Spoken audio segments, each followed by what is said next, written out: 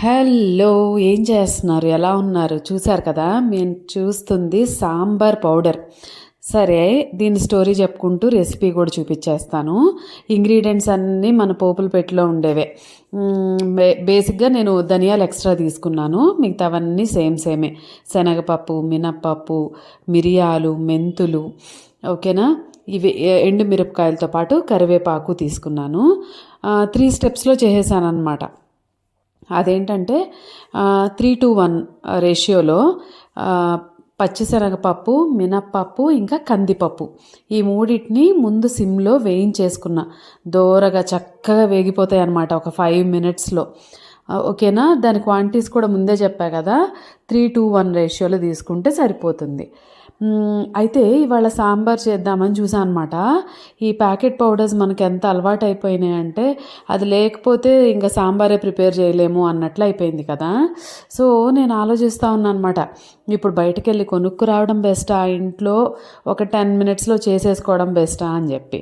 నాకు సెకండ్దే బెస్ట్ అనిపించింది. వండిన తర్వాత అదే బెస్ట్ ఐడియా అని అనిపించింది. ఓకేనా?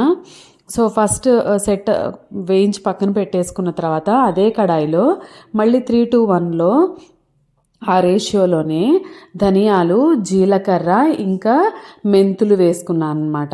సో ఫస్ట్ సెట్లోనేమో పచ్చిశనగపప్పుతో పాటు మినప్పప్పు, ఇంకా కందిపప్పు. సెకండ్ ట్రిప్లోనేమో ధనియాలు, జీలకర్ర, మిరియాలు, మెంతులు, ఇంకా కొంచెం మెంతులు.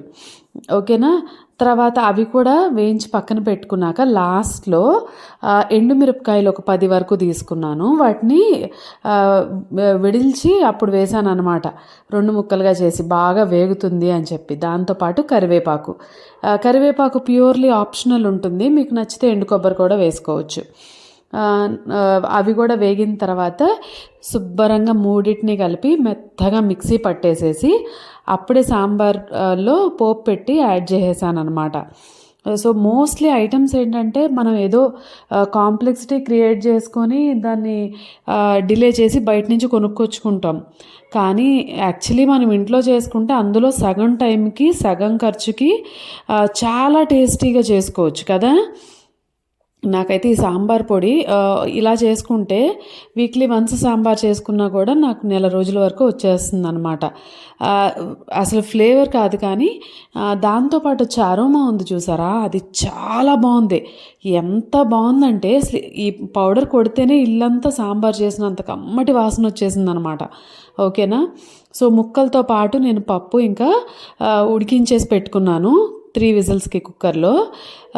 పోపు పెట్టుకొని మంచిగా ఈ సాంబార్ యాడ్ చేసేసి సాంబార్ పౌడర్ కూడా వేసేసుకున్నాను.